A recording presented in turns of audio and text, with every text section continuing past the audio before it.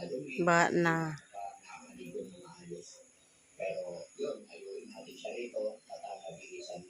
Pero ang balak pa sana namin is plano is hanggang Tuesday. Pero pangalawang araw Di pa na lang, kaagig iro. dahil usapan is 3 days, Tablaw pangalawang araw nagtuyok-tuyok pa kag lang, iro. gusto na niyang umuwi, bumalik doon sa paligid. At sinasabi rin niya sa ating mga kababayan, gusto niyang umuwi doon sa kanyang anak. So, ibig sabihin, may bahay pala sila ng kanyang anak. So, para wala tayong problema mga kababayan, dahil yun lang din naman ang goal ni Tengado Francis. Mabilisan at yun, kung gusto naman sana niya dito sa shelter, walang problema.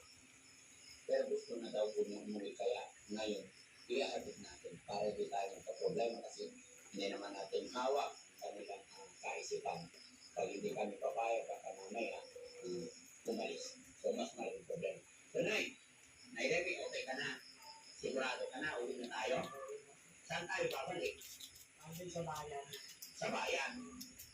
Uwi ka na. Ano ba mundo sa bayan? Hindi na pwede. Yung kinalingin na. Sa palengke? Sino yung Rowena?